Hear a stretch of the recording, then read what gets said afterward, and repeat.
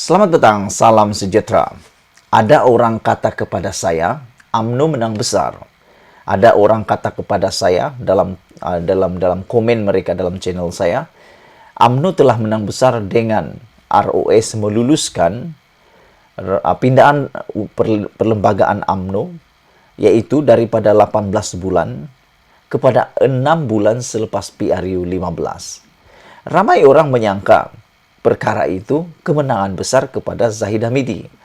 Tetapi ada seorang penganalisis politik dan pemerhati politik, rakan-rakan saya, mereka kata begini, sebenarnya apabila itu diluluskan, yang menang ataupun yang mendapat kelebihan, faedah, manfaat adalah Ismail Sabri Yaakob.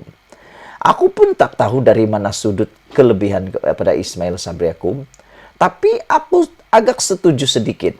Karena apabila itu berlaku, Ismail Sabri Yaakob sebenarnya boleh membubarkan bila-bila waktu.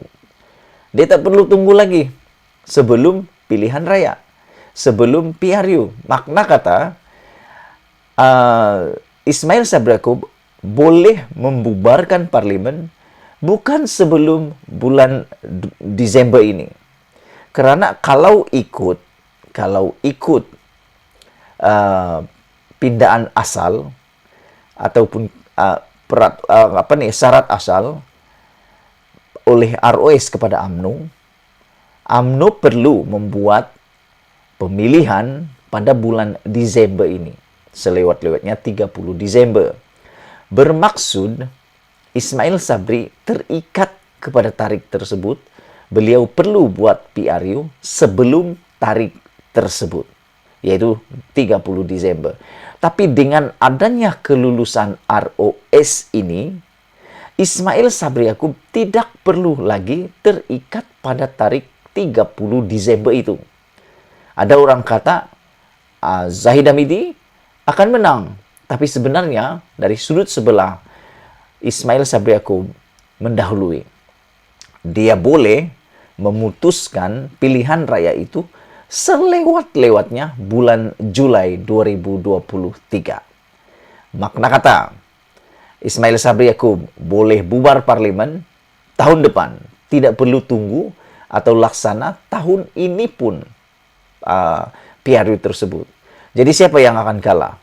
Selepas uraian saya itu, pastilah yang menanggung kerugian sebenarnya adalah Najib dan Zahid Hamidi, terutamanya Najib. Karena Najib, keputusan rayuan untuk Mahkamah Persekutuannya perlu didengar dengan segera. PRU perlu disegerakan.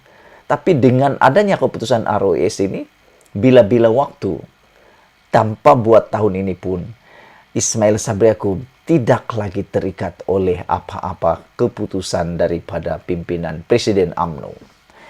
Dengan usaha pembaharuan Perdana Menteri dan kelulusan ROS, PRU mungkin bukan tahun ini. Dengan memorandum persefahaman MOU antara PH dengan kerajaan, mengakhiri tarikh tamat. Perdana Menteri Ismail Sabri Yaakob pada Rabu lalu mengesahkan bahawa dia akan akur dengan keputusan partinya untuk tidak melanjutkannya. Pada masa sama, Ismail Sabri yang merupakan naib presiden UMNO membayangkan masih ada beberapa perkara yang perlu dilakukannya berhubung MOU itu, dan perjanjian bertulis tidak diperlukan untuk meneruskan persefahaman dengan pembangkang. Yang ini aku setuju. Biasanya persefahaman bertulis antara pembangkang dengan kerajaan itu jarang-jarang berlaku. Tapi persefahaman secara kepentingan negara selalu berlaku. Ismail Sabri Yaakob juga tidak memberi jawaban secara terus berhubung bila dia akan membubarkan parlimen bagi membuka jalan ke PRU. Beberapa penganalisis politik yang dihubungi Malaysia kini berpandangan Ismail Sabri menghantar isyarat yang dia tidak akan membubarkan parlimen dalam tempoh terdekat. Dengan ada yang menjangka, PRU hanya akan diadakan pada tahun hadapan. Mereka juga berkata, kelulusan yang diberikan Jabatan Pertubuhan ROS terhadap pindaan perlembagaan UMNO untuk menangguhkan pemilihan parti selepas PRU 15 akan memberi lebih banyak masa kepada Ismail Sabri untuk menangani pergelutan kuasa dalaman UMNO dengan kem yang diketuai Presiden UMNO yaitu Ahmad Zahid Hamidi sendiri. Isu genting sama ada Ismail Sabri perlu menjadi Presiden UMNO atau tidak boleh ditangani sebaik sahaja PRU 15 selesai. Memandangkan UMNO telah menyatakan dia akan menjadi calon Perdana Menteri bagi PRU 15. Ingat baik-baik, calon satu-satunya yang menjadi Perdana Menteri selepas PRU 15 kalau ditakdirkan Barisan Nasional menang hanyalah tunggal Ismail Sabri Yaakob. Bermaksud kalau Ismail Sabri Yaakob tidak menjadi Perdana Menteri selepas PRU 15, ini adalah satu pembohongan yang amat keterlaluan. Penangguhan pemilihan UMNO memberi lebih manfaat kepada Ismail Sabri berbanding Zahid jika UMNO menang dalam PRU 15, kata Sazwan Mustafa Kamal, pengarah bersekutu Variance and Partners, sebuah firma perunding dasar awam, hal ehwal kerajaan, dan risiko politik. Sementara itu, Fellow Penyelidik Pusat Demokrasi dan Pilihan Raya, Universiti Malaya, Awang Azman Awang Pawi berkata, keputusan ROS secara tidak langsung menutup pintu untuk pensabotaj, sama ada dari luar atau dalam, untuk melemahkan UMNO. Sebarang pertembungan dalaman antara kem yang bersaing akan mereda dengan tiadanya pemilihan parti sebelum PRU 15. Maka, gagal usaha untuk melemahkan UMNO dari luar dan juga dari dalam parti. Katanya, UMNO menara Datuk On kekal berkuasa walaupun dengan kuasa oleh kluster kabinet untuk menggunakan pemilihan parti bagi merampas kuasa. Katanya lagi, nikmati sokongan pembangkang. Awang Azman berkata lagi, kenyataan Ismail Sabri pada hari Rabu lalu boleh dilihat sebagai isyarat kepada kedua-dua pemimpin Bersatu dan UMNO yang memberi tekanan kepadanya. Kenyataannya juga memberi mesej bahawa sebagai Perdana Menteri, dia memegang kuasa untuk menentukan bila masa terbaik untuk mengadakan PRU 15. Ia juga isyarat kepada Bersatu yang mendesaknya untuk memberikan jawatan timbalan Perdana Menteri kepada mereka dan isyarat kepada pemimpin UMNO tertentu yang telah mendesak dia untuk membubarkan parlimen, katanya lagi. Penganalisis yang berpengkalan di Singapura, Oi Sun pula berpendapat, Ismail Sabri mungkin akan menangguhkan pilihan raya selambat mungkin untuk memanjangkan tempuhnya memegang kuasa di tengah-tengah pergelutan kuasa dalam UMNO. Ini kerana dia mungkin digantikan oleh partinya sebagai Perdana Menteri selepas pilihan raya. Kerana kumpulan arus perdana dalam parti mungkin mahukan seseorang yang mengikut arahan dengan lebih tepat atau rapat. Jadi Ismail Sabri pada dasarnya memberitahu kumpulan arus perdana UMNO bahawa walaupun MOU tamat, dia terus menikmati sokongan blok pembangkang utama dan dia berkemungkinan besar tidak akan membubarkan parlimen dalam masa terdekat. Katanya lagi, Ismail Sabri yang berada di barisan ketiga dalam hierarki UMNO, tetapi menjadi Perdana Menteri memandangkan Ahmad Zahid berdepan sejumlah pertuduhan rasuah di mahkamah, manakala timbalan UMNO yaitu Muhammad Hassan bukan ahli parlimen. Memandangkan asas politiknya tidak begitu kukuh dan dia berdepan risiko digulingkan oleh pihak dari partinya sendiri, dia memeterai MOU dengan PH pada tahun lalu. Bijak.